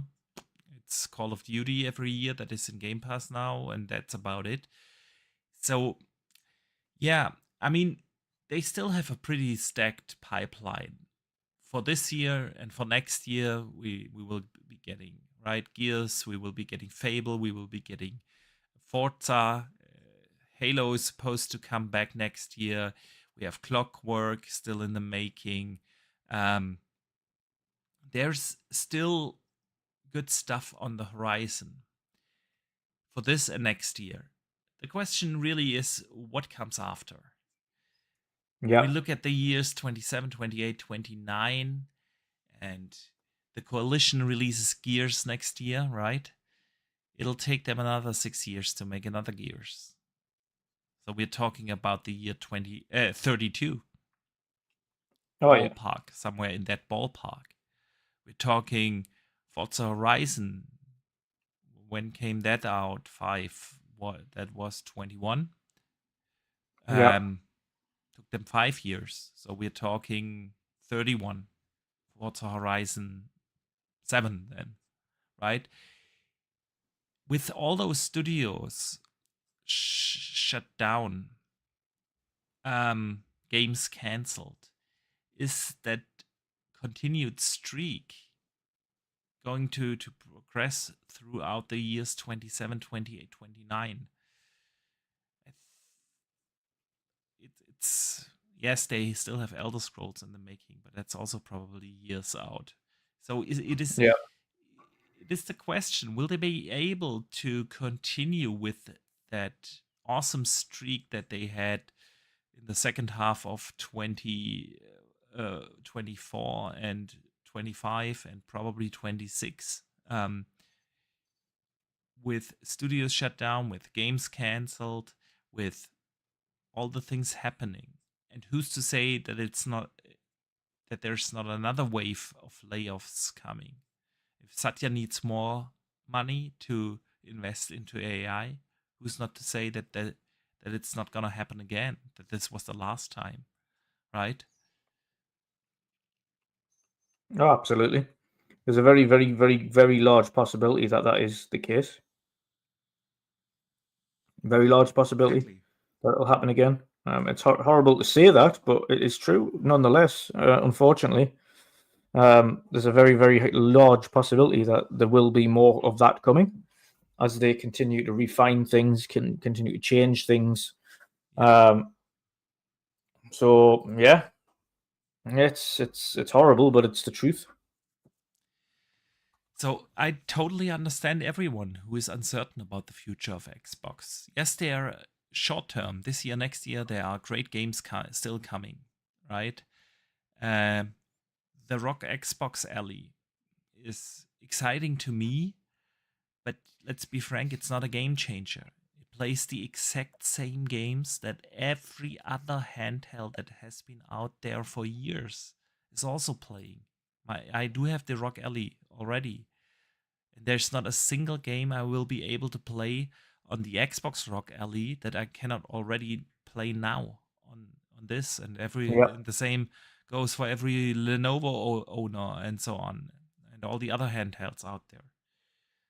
It's not changing the game in that way. Then yes, we will get a new console if plans don't change, right? And that's the thing. They have switched lanes and switched strategies so often over the last few months and years that this is an uncertainty. And I do understand everyone who lost the excitement around the brand or is scared for the future of Xbox. Xbox as a brand is too big to fail. It's not. I'm not doom and glooming them. But the harsh reality is, if you look 5 years from now, who knows what kind of Xbox we will see and have out there. It's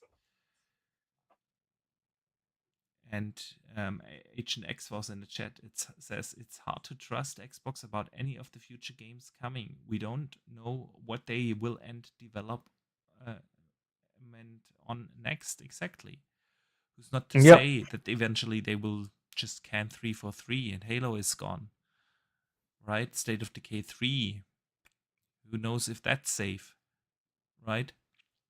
It seems it's safe right now, but who knows what kind of weird plans they make in 6 months. And with all the broken promises and statements and interviews and that turned out not to be true, I totally understand that people lose the excitement around the brand and or the faith. It doesn't mean that you can't be excited for the game that is to come. I'm super excited for Outer Worlds 2 coming in a few months, right? Super excited. You can be excited about individual games, but around the brand, I understand it. I totally understand it. I still hope they will do great because we need the competition in the console space. I've always said that. And that's why I was always against the multi-platform strategy. It's not because I don't want PlayStation gamers to play games. I want big competition in the console space. I love console gaming, and I'm a fan of Xbox. I'm a fan of PlayStation and Nintendo for that matter. And I do own their consoles, and I want them to fight for my money. I want them to compete. And it doesn't look like Xbox is putting up big competition in the console space anymore. And I understand why people might be upset about that. And leaving the console space to PlayStation and Nintendo being in their own bubble, meaning for your actual console gaming, you kind of have to have a PlayStation then, doesn't help Sony to make a better product for us consumers. If there's less or non-relevant competition in that space. So, Dutch, shall we close this topic? Yes. Let's move on and stay in that space of PlayStation games and Xbox games. Helldivers 2 is coming to Xbox on August 26th. And this took the discussion a little bit away from the layoffs and game cancellations, because Sony really isn't following the same strategy as Microsoft did. Even with their game, a lot of their games coming to PC these days, most of the games don't come day and date, right? It's always like a year or two console exclusive before a game comes to PC, and which is better than nothing. But for the most part, the hype and excitement around those games are gone by then. So and they have really not put any of their games on Xbox, their rival console. There have been a few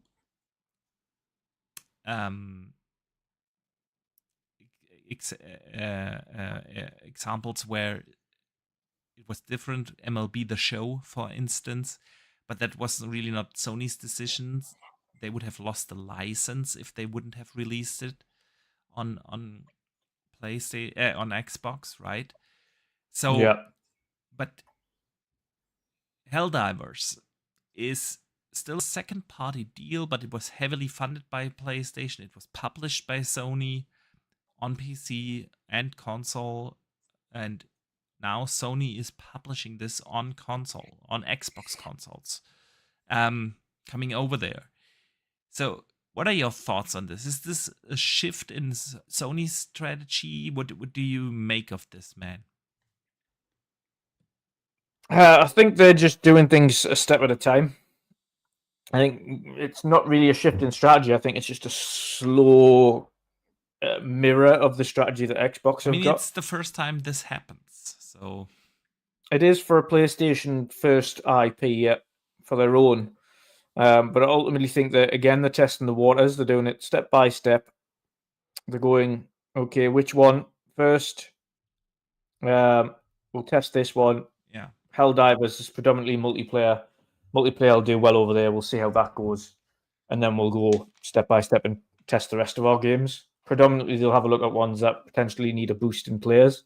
But ultimately, I think long run, we'll be seeing a change in tact from both of these companies. I think PlayStation ultimately following on from Xbox. Yeah. They'll be saying it's just ultimately money on the table for taking, especially when they have a support studio there that are specifically purchased for ports, not just PC, but now we know they're doing it for Xbox, and that is Nixxes. Yeah. So if they're this predominantly and only for ports, then even if it's only 1 or 2 games a year that's getting ported over by Nixxes, it's still 1 or 2 games every year that was PlayStation that's coming over to Xbox. I just think it's a case of when, not if, PlayStation go down the same route as Xbox, I agree. For the most part.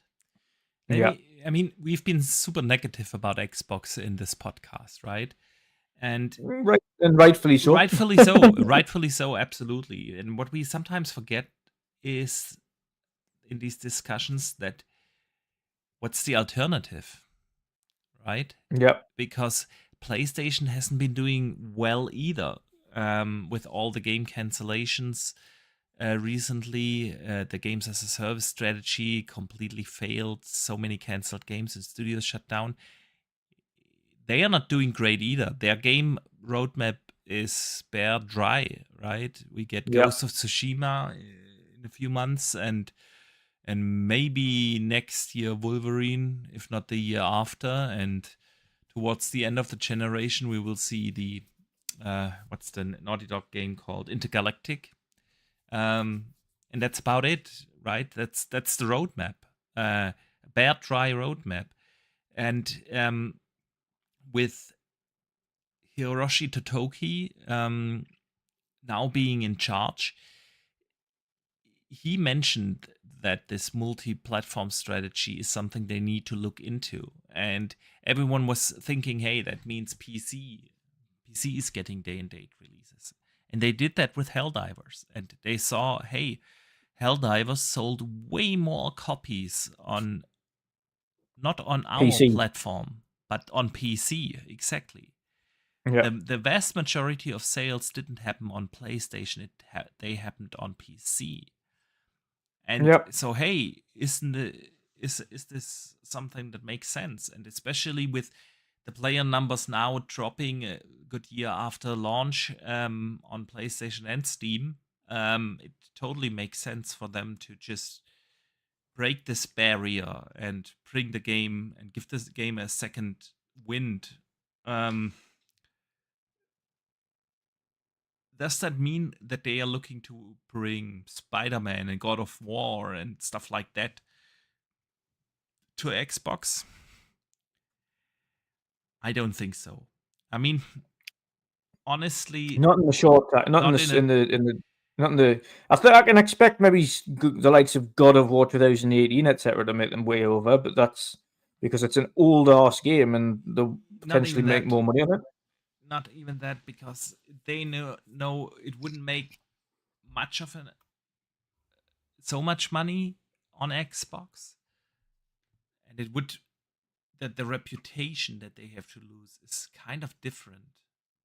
You know, PlayStation, the console, is their business, right? It is not like Microsoft, who sees their business in selling software. Yes, Sony wants to sell software too, but they also want to sell the console, because with the console they sell the store, and the entire business of PlayStation, Sony Interactive Entertainment is centered around this console, and they've been protective about that, very much so.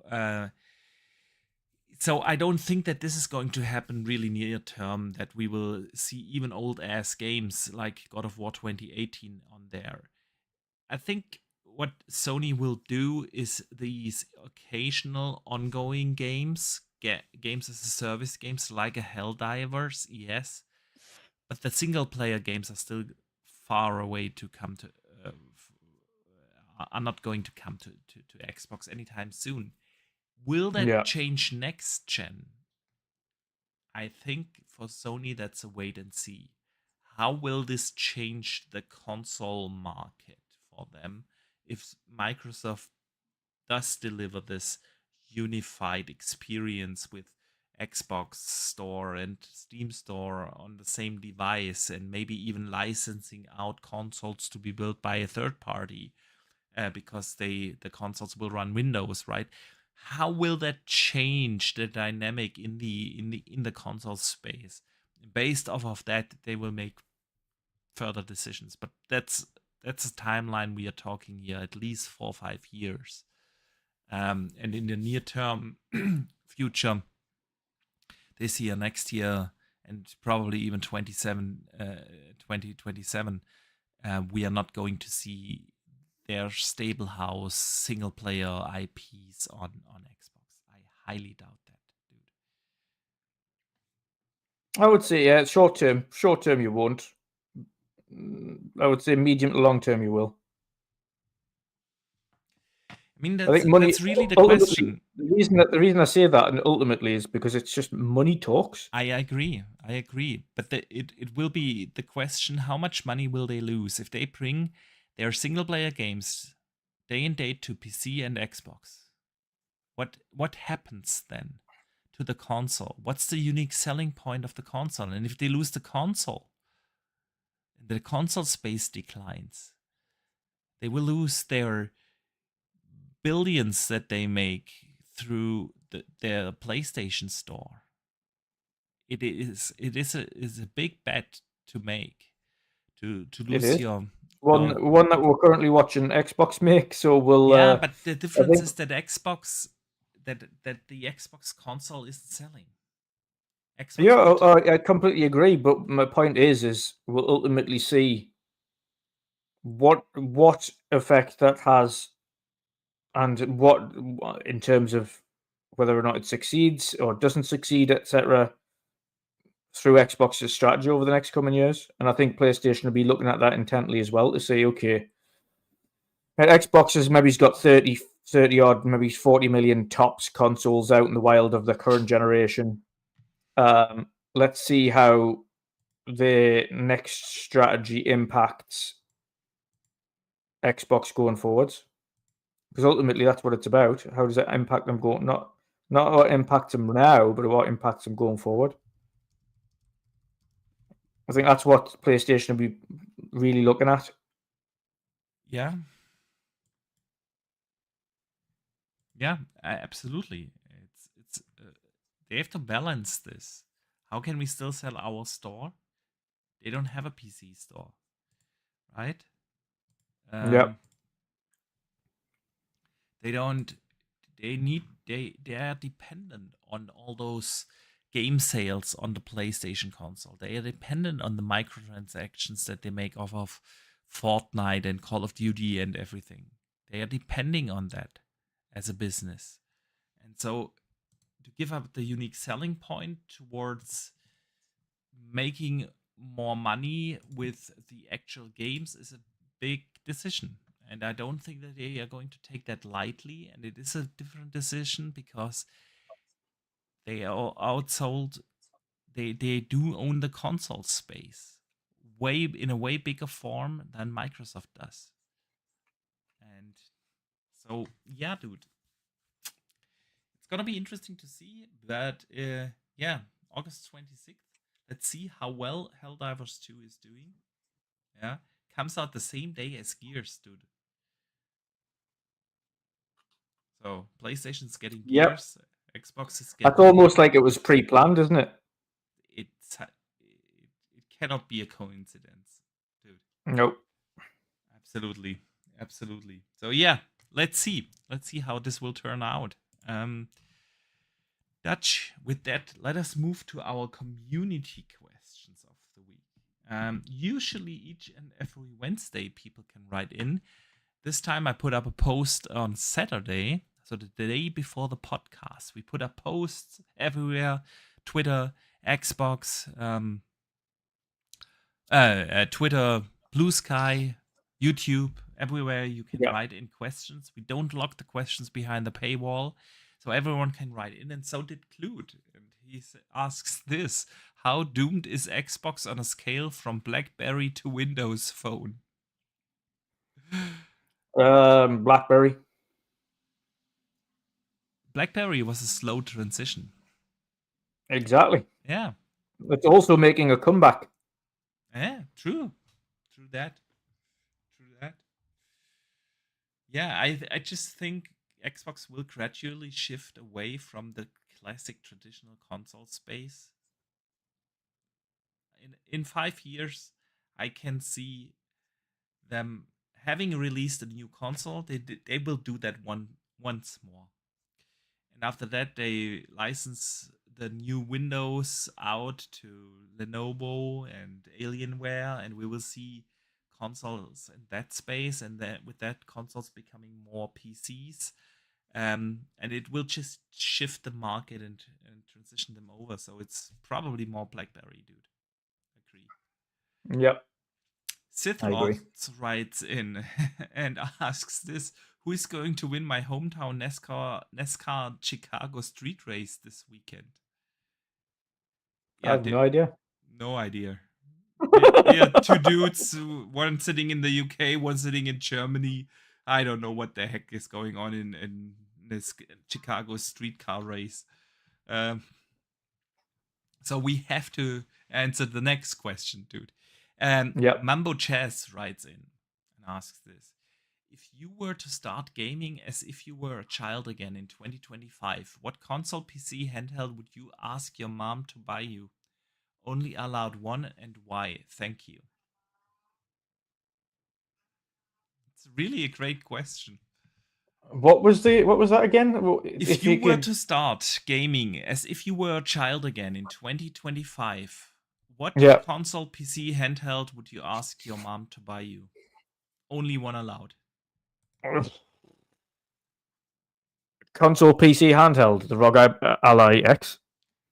No, which console or PC or Oh, console handheld? or PC handheld. I would get a console again. To be fair, and it would ultimately, if you're a kid, and if you've got a kid with a big, let's say, an imagination or the ability to sit there and try new things, then the answer is always going to be Xbox and Game Pass. Hmm. If I had Game Pass when I was young, dear God, I would literally. If you think we're kind of big gamers now, if we had the likes of Game Pass when we were young, where we had to go to Blockbuster and rent a singular Yes. game out once a week or once a month, and Save you'd your play that game allowance forever. for months to just buy Yeah, one or you'd game. get one game, and then when you finish with that game, you trade that game in to get the next game. Like that's the kind of thing that you had to do when you were younger to play games. No one had the affordability, nor Yep. did their parents, to get them every game. Yeah. So you had to make one game last, and then when that game was completely and utterly finished, and I mean every single side quest, every little tiny bit was done, then you would trade that game in for the next game, Yeah. and you'd go on.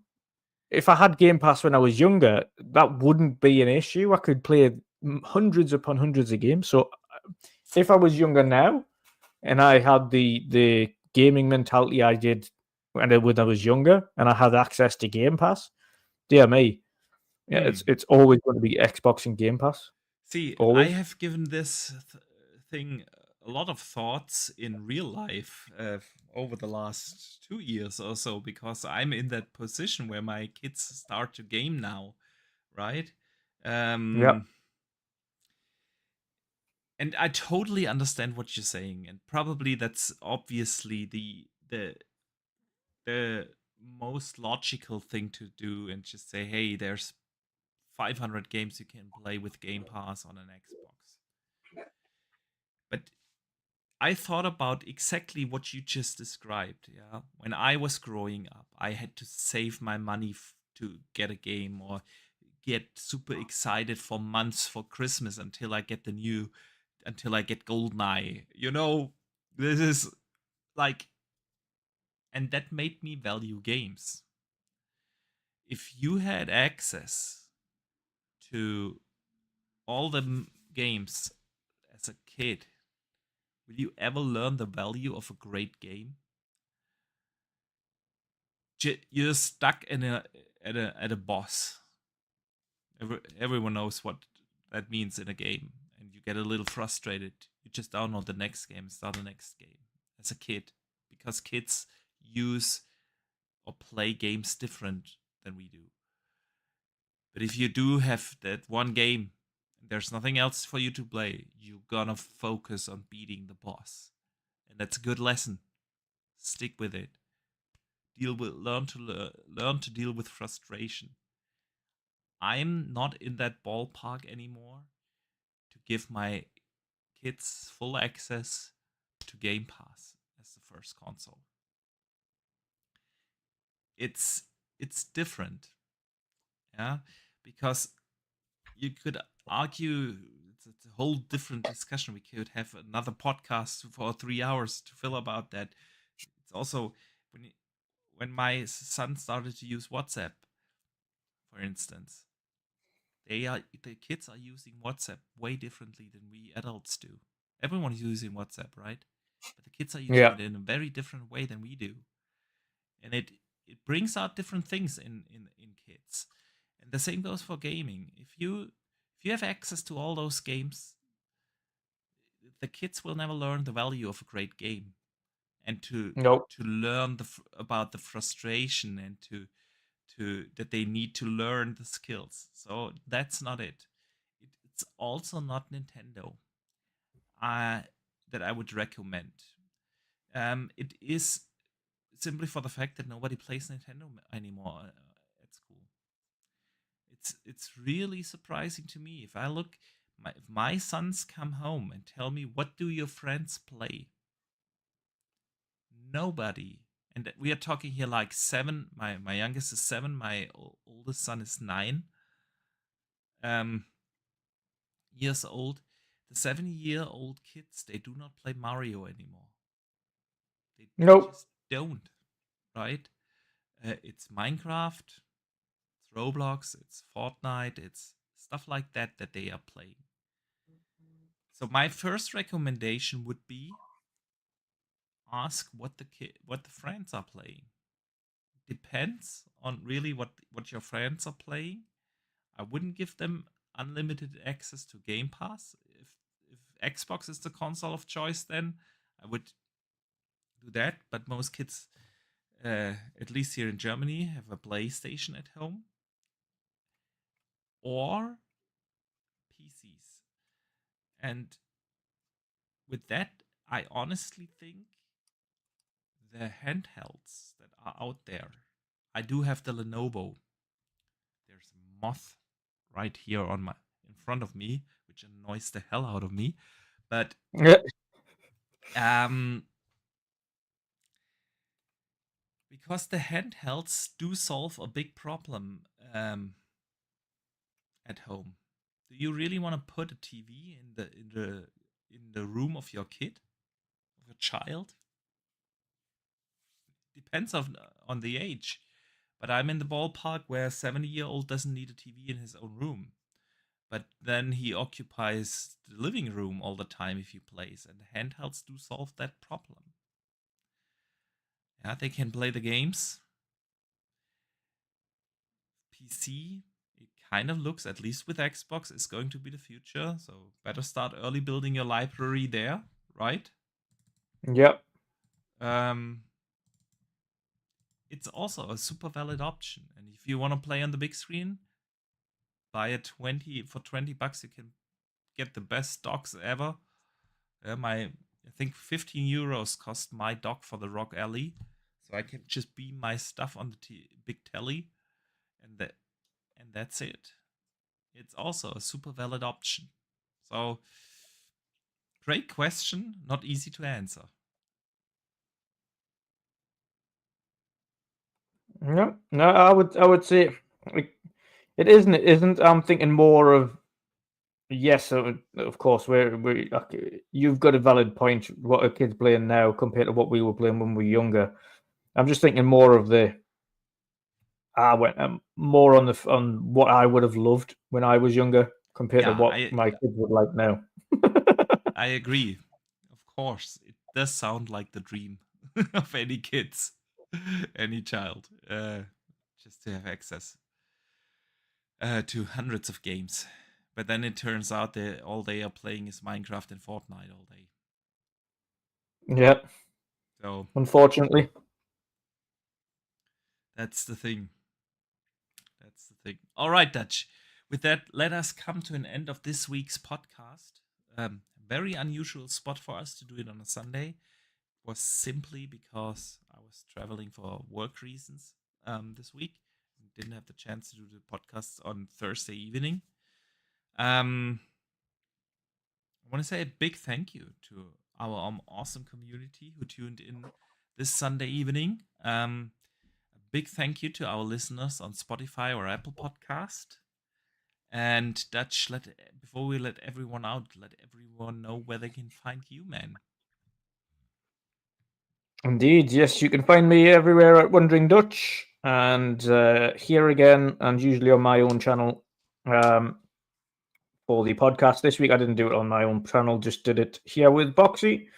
But yes, you can find me everywhere at Wondering Dutch, and usually on the Mix Up podcast, and here.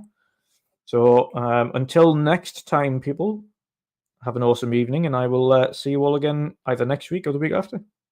Yeah, absolutely. Thank you, Dutch. And again, thanks to everyone who tuned in. I do hope you're going to have an awesome week ahead. We will see you in the next podcast, hopefully. And until then, don't forget to game on.